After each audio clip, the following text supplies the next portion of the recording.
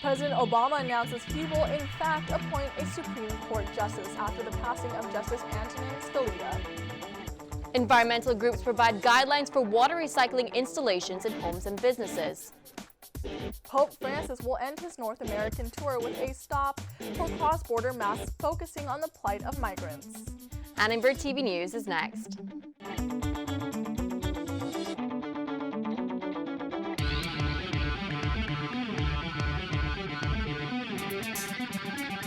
Live from USC, you're watching Annenberg TV News. I intend to nominate somebody, to present them to the American people, to present them to the Senate. I expect them to hold hearings. I expect there to be a vote. The president says there is more than enough time to select a Supreme Court justice. Good evening, I'm Taylor Etchell. I'm Ivana Nguyen. As President Obama confirms he will in fact fill the vacancy, there is a pushback from the GOP. President Obama says he plans to move forward to nominate a candidate to the now empty seat on the U.S. Supreme Court. Justice Antonin Scalia's death over the weekend immediately triggered a battle in Washington over whether President Obama should nominate a successor. Republicans fear the president's replacement could tilt the court in a more liberal direction. In a statement today, Obama said politics will not determine his nominee. I am going to present somebody who indisputably is qualified for the seat, and any fair-minded person, even somebody who disagreed with my politics, would say would serve with honor and integrity on the court. Republican Senator Orrin Hatch says that the Constitution spells out the process to fill the Supreme Court vacancy, but he admits that Republicans want to delay the decision. It gives the Democrats the absolute right, the president the absolute right to nominate, but the Senate has the absolute right whether to confirm or not confirm. What they're saying is, look, we're in a tremendous presidential campaign. There's a lot of bitterness on both sides. Let's diffuse this thing and let's put this off until the next president of the United States. Now, President Obama's nominee to fill Justice Scalia's seat will need to be approved by the Republican-controlled Senate. Annenberg Media's Mark Salinger explains why that could prove to be difficult in the coming weeks. Here at the Supreme Court, Justice Scalia's death sent shockwaves throughout the political world and divided Democrats and Republicans in this critical 2016 election year. Now, if President Obama sends a nominee to the Senate as he's vowed, he's going to need to get support from both sides of the aisle in order to get his nominee approved. That may prove difficult in a Republican-controlled Senate where people like Senator Ted Cruz have already vowed to filibuster any nominee that the president sends their way. Justice Scalia will lie in repose here at the Supreme Court this Friday, and his funeral is scheduled for Saturday. The stakes of the 2016 election are already high, and the parties are already divided. Now both sides weigh their options of how to win what may be the most critical election year battle. In Washington, Mark Salinger, USC Annenberg Media. Justice Scalia leaves behind his wife Maureen and 9 children. He was 79. Candidate Donald Trump hosted a rally in North Augusta, South Carolina today. When a protester in the crowd cursed at Trump, 2 men helped to kick the protester out. Trump rewarded them by bringing them on stage. One of them is a veteran. If it wasn't for Mr. Trump right here, I don't think any of us would have the voice that we have. This is the only man that's going to really bring America back. He understands what it means for me and my people out here who have been to war. At a campaign event in Columbia, South Carolina today, fellow Republican candidate Jeb Bush criticized Donald Trump's military policies. The leading candidate for president on our side says that we don't need to increase spending for the military. I guess he thinks he can use his real estate skills to somehow magically bring to light the weapon systems necessary to keep our warfighters safe. Other Republican frontrunner Ted Cruz focused on who exactly should be drafted to serve in military combat. As the father of 2 daughters, I can tell you we are not going to draft American women into military conflict. Marco Rubio went in a different direction today. His rally today in Summerville, South Carolina, focused on the future of the Supreme Court after Justice Antonin Scalia's death. On the other side of the presidential race, the Democratic candidates geared up for their upcoming caucus in Nevada, also just 4 days away. My campaign is really about breaking every barrier because I believe absolutely that America can't live up to its potential unless every single person has a chance to live up to theirs. At his rally in Charleston, South Carolina, Bernie Sanders was joined by Erica Gardner, the daughter of Eric Gardner, who was killed by New York City police 2 years ago. Please join me in welcoming a fearless public servant that is not afraid to stand against the establishment for the people, the next president of the United States, Bernie Sanders. With the Republican primary and Democratic caucus coming up on Saturday, a new CNN poll released today shows who's ahead for the Republicans, and a forecast from statistics website 538 gave a forecast for the Nevada Democratic caucus. Donald Trump leads the Republican pack in South Carolina with 38% of votes, followed by Ted Cruz with 22%. Marco Rubio is some distance behind with 14%, followed by Jeb Bush with 10%. On the Democratic side of the race for the Nevada caucus is much closer. Sanders leads with 51% of votes to Clinton's 49%. All of the campaigns are in high gear as Saturday's contest draw near. Back to you, Ivana. Thanks, Taylor. A judge in California has ordered Apple to help the FBI unlock the cell phone of the gunman responsible for the San Bernardino shooting.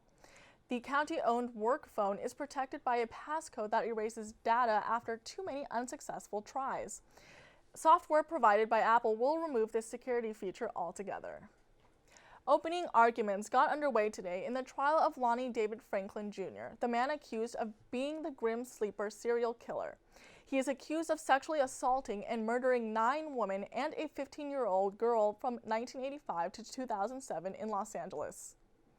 In her opening statement, Los Angeles County Deputy District Attorney Beth Silverman outlined the details of the killing. She told the court DNA and firearm evidence links Franklin to the killings.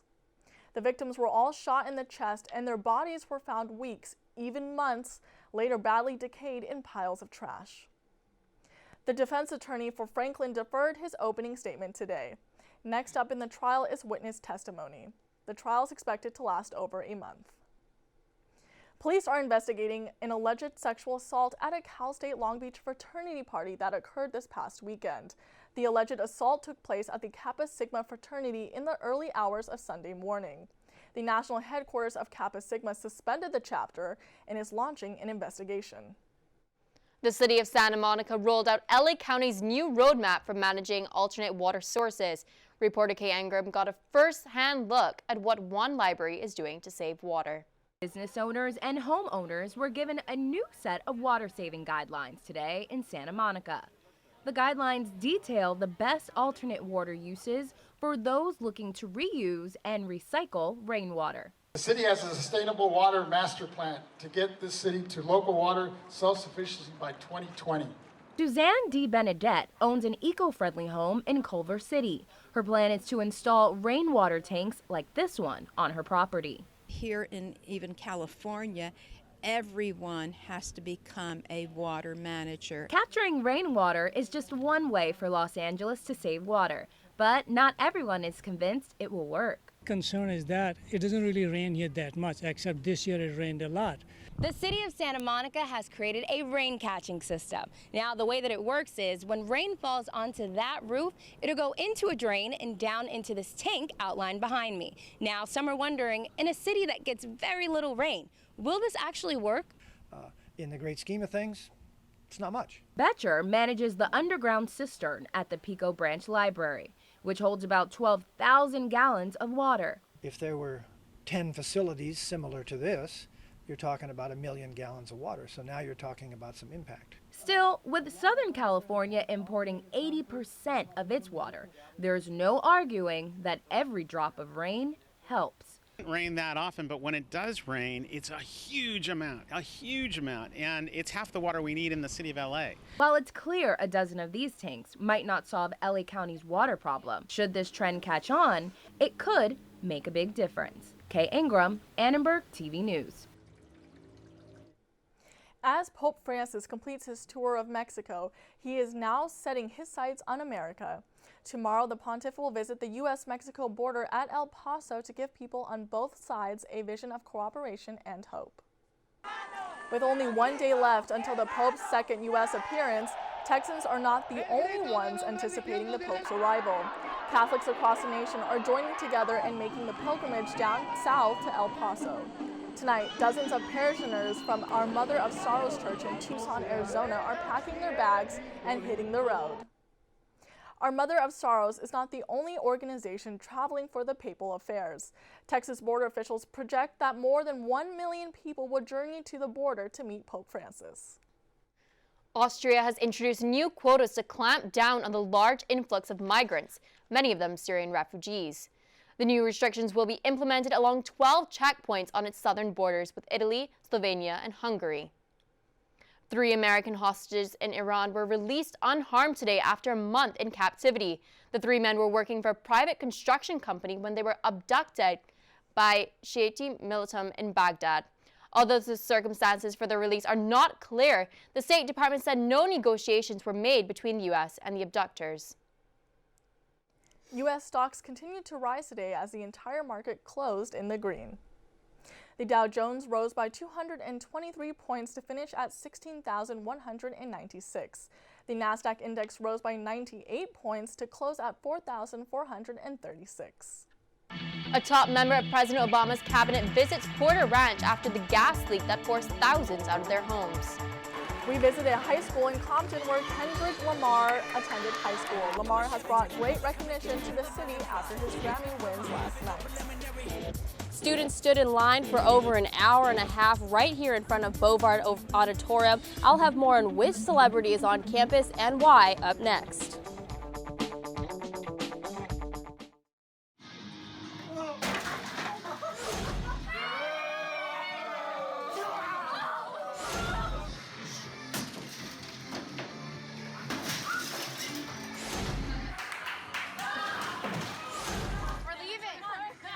Most party fouls are pretty dumb. But if you decide to drink and drive underage, you could lose your license and your freedom. Underage drinking and driving. The ultimate party foul.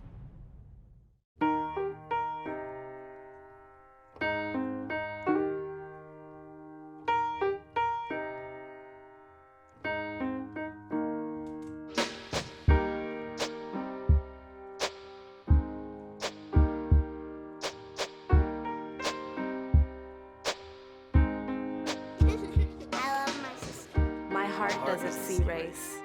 Love is love.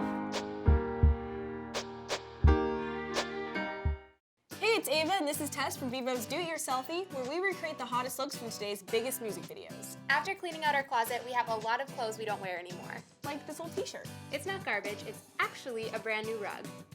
And to make it, all you need to do is cut, tie, and glue. Cut the t-shirt into strips. Tie the strips into knots. And glue the knots to the bath mat.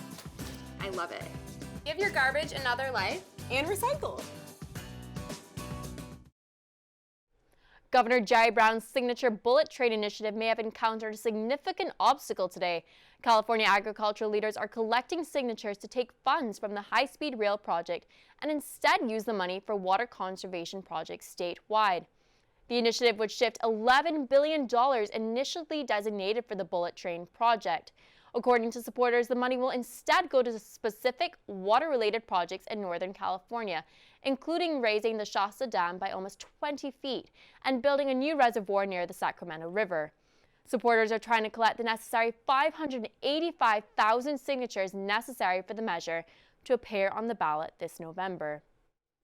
The LA County Board of Supervisors unanimously passed a motion today to expedite the cleanup of toxic waste from the Exide battery recycling plant in Vernon. The motion included sending a letter to Governor Brown requesting increased funding and more resources to expedite a complete assessment and cleanup of contaminated properties. Exide Technologies is a repeat offender for violating hazardous waste laws and emitting lead, arsenic, antimony, and other harmful substances. Although the Vernon facility agreed to cease operations last March, the Department of Toxic Substances Control reports that the lead contamination could have potentially impacted 10,000 residential properties. LA Mayor Eric Garcetti and U.S. Energy Secretary Ernest Moniz toured the natural gas storage facility near Porter Ranch today. This visit is Moniz's first visit to Porter Ranch since gas started leaking from a well in the Aliso Canyon area last October. Thousands of families have been displaced from their homes by the leak. Tonight, USG will be announcing students elected president, vice president, and senators for the next school year here at USC. Students can join USG for the announcement tonight at 7 p.m. in the Tudor Campus Center, room 350. Besides the USG announcement, there is also a special speaker coming to Bovard tonight. Annenberg Media's Lauren Day is there where students are lining up to get in. Lauren. Go. Ivana and Taylor, the event is just getting started, but if you were here a few minutes ago, the line to see fresh off the boat lead actress Constance Wu started from the entrance of Bovard and wrapped all the way down Truesdale to that second building behind me. Now, not everyone standing in line were USC students. Some people I spoke with came as far as Whittier to hear from the actress, but they all agreed that they are excited to hear from the influential comedian. I have nothing in common with these neighborhood women. I miss my friends back in D.C.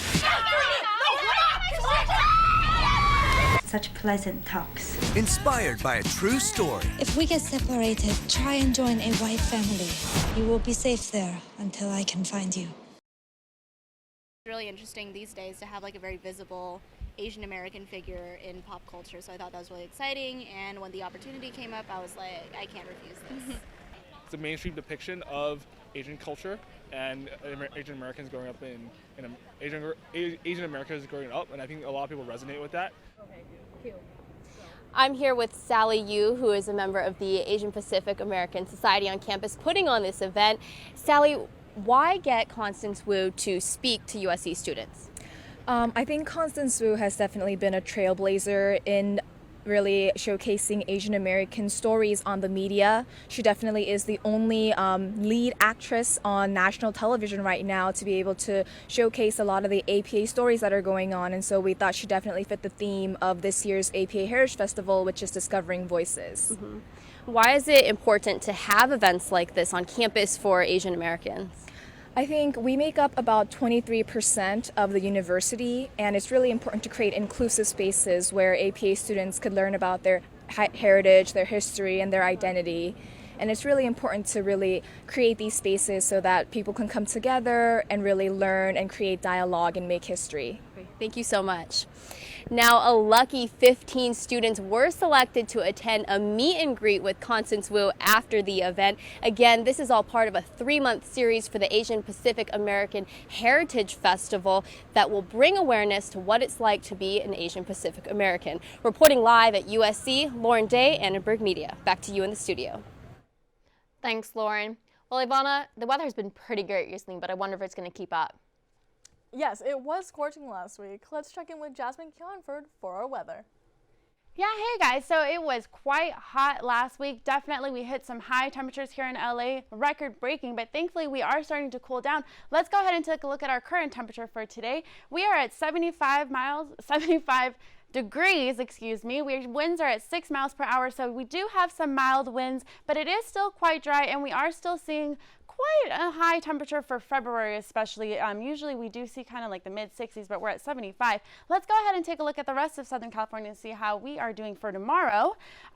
Down in Palm Springs, we are at 86, up in Big Bear, 59. As we move into San Bernardino and Riverside, we're seeing kind of those mid to high 70s. So it is still kind of hot and it is dry. Let's go ahead and move up the coast and see what's happening up in Malibu. Malibu, we're looking at 68, Thousand Oaks, 70, but as we move into the valleys, we're seeing those low 70s. So it is getting a little bit cooler down there, especially this week. Last week, remember, we were kind of up in the 90s, so it is quite a change. Let's go ahead and take a look at temperatures closer to home as well. For folks down in Anaheim, we are at 75, so kind of those mid-70s. By LAX, 71. Here at USC, we're looking at 73, so quite comfortable down here. Lucky for us. Let's go ahead and take a look at our 5-day forecast. Tomorrow we are going to be at 72. Thursday we are cooling down to 68. Friday we're going to stay that way. But as we head into the weekend, we see that we do kind of start to heat back up. As we hit Sunday, we will be at 79 once again. So you guys, it is going to be a nice weekend again. Not hot like it was this last weekend though. That's good. Although I do like the heat personally. What about you? Yeah, well, maybe I'll be able to finally go to the beach this weekend. We'll see. Sure. Well, thanks, Jasmine. The mayor of Compton celebrates a local Grammy winner. Kendrick Lamar won 5 Grammys last night for his 2015 album, To Pimp a Butterfly. Lamar's wins include Best Rap Album. He also gave a controversial performance singing 2 songs as part of a chain gang. Today, Compton Mayor Aja Brown congratulated the rapper. He praised Lamar for always representing Compton with great pride. Compton School Board President says he appreciates Lamar's close relationship with the schools in his hometown. It's a great day for the city of Compton. Kendrick has become a great ambassador for the Compton Unified School District as well as the city of Compton. Zarita says Lamar has been generous with Compton schools with both his time and money. She hopes he will continue visiting and inspiring Compton students. Well, guys, spring sports are starting to pick up for USC. Women's lacrosse is underway and baseball starts this week. Artai Hawkins has more. USC men's basketball dropped a pair of games to the Arizona schools last weekend. Thursday night, they'll look to bounce back against Colorado. The Trojans baseball team welcomes the University of North Dakota for a 3-game series starting Friday night. And for the second time in 2 weeks, the women of Troy lacrosse team looks to make history. Sports are fun, and they're up next.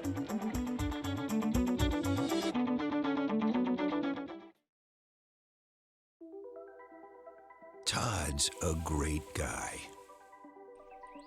I mean, look at him.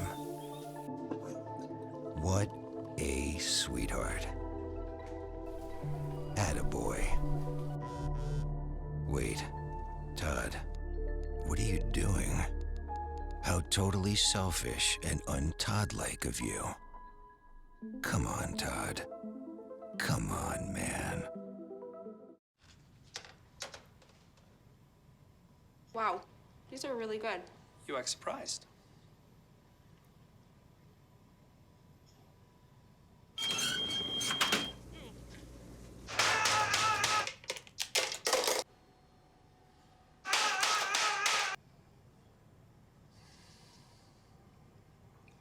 Practice makes perfect. You don't have to be perfect to be a perfect parent. There are thousands of teens in foster care who don't need perfection. They need you. So they say it's a man's world? I don't see anybody's name on it.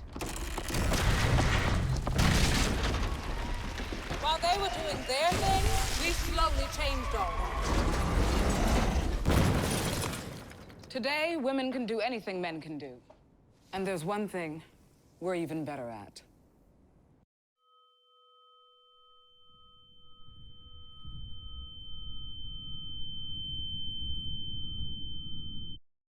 Can you hear me or not? The USC men's volleyball team is looking to snap a 3-game losing streak tonight against the Hawaii Rainbow Warriors. Last night, the Trojans fell to Hawaii in 5 matches, 3-2. The weather Jasmine mentioned outside has been nice, but inside on the court, the Trojans have been ice cold as they've only managed to win 2 matches since the beginning of January. Lucky for them, they have 13 regular season matches left on the schedule to help prepare for them for the MPSF tournament in April. Tonight's home match is set for 7 p.m. Then USC is off for 8 days before going on the road to face UC Santa Barbara on February 24th at 7 p.m. Beating UCLA never gets old for Trojan fans. The feeling is even better when the Bruins are ranked #1 and it's for a championship. Today, USC women's water polo players Stephanie Haralabitis and Amanda Longan swept the MPSF awards after beating UCLA for the Triton Invitational last weekend. Haralabitis was named Player of the Week, and Longan was awarded Newcomer of the Week for their efforts. Up next for the undefeated women of Troy is a trip to the Valley this Saturday against the Matadors of Cal State Northridge at 1 p.m. And for the first time in USC women's lacrosse history, the number 18 women of Troy will have a chance to start the season 2-0 after winning their first season opener in 4 years over the Stetson Hatters 22-2. Head coach Lindsay Monday and attacker Michaela Michaels enjoyed the victory, but right after, they were already looking forward to their next challenge, the number 5 Duke Blue Devils. Obviously, momentum is great, but we know, it's really a new week. We have a lot to prepare for a great Duke team. So we definitely have some things to work on from this game, and just need to make sure we're getting better this week. Against Duke will be a totally different game. Again, we're going to have to work really, really hard off ball to get opportunities. So I think it'll definitely be more spread out next week. Michaels was named MPSF Player of the Week for the second time in her career. Friday night's game against Duke starts at 7 p.m. in Costa Mesa. For the first time in 17 years, the baseball team is ranked in the preseason top 25. Coach Dan Hubbs likes his experienced club's chances headed into a loaded Pac-12 conference. I think the expectations are like every year, is to get to the postseason and hopefully be playing well in the postseason where you can compete for a national title. You know, I think we took a step forward obviously last year, winning 39 games and finishing the regional final, but the hard part was, you know, the guys really getting to know what it took to get to the regionals, and now they knew. The season gets in full swing this Friday night at Dato Field against the University of North Dakota at 6 p.m. Big weekend of sports, nice weekend for weather. Going to be a lot going on this weekend, girls. What are you going to watch? I'm going to do baseball Friday night, and then I will probably do baseball on Saturday and Sunday as well. Big baseball fan? Big USC Trojan baseball fan, yes. Obviously. Well, guys, Facebook cracks down on dispensaries' Facebook pages. Facebook claims that it violates their user policy.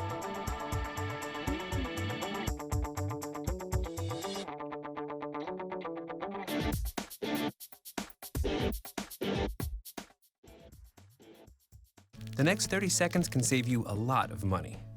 Just do your laundry in cold and stick to full loads. Auto-sleep your computers. Plug your gadgets in a power strip and switch it off when you're done. Headed out? Turn back your thermostat by 10 degrees. And drive sensibly. The more energy you save, the more money you save. Find other great tips at energysaver.gov. Thank you, dear. Well, you're very supple, just like I was at your age. Back then, I was a sex expert. Used to call me the buttered biscuit. I know about birth control, too. So you can ask me anything, baby. Bedsider.org has birth control information and a lot more. And it's... Have you had sex in this car yet?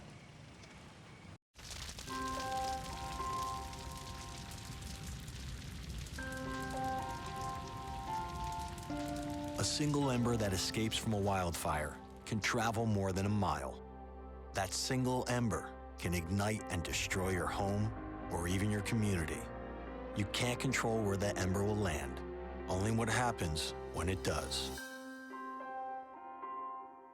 Get Fire Adapted now at fireadapted.org. Legal pot sales make up a billion-dollar business, but recently it seems like Facebook is cracking down on the pages of marijuana dispensaries. We reached out to Facebook for comment, but have not received a response. Thanks for watching Annenberg TV News. From everyone at Annenberg Media, I'm Ivana Nguyen. And I'm Taylor Edgell. You can watch us on the web at uscannenbergmedia.com. Good night. Good job, guys. Should we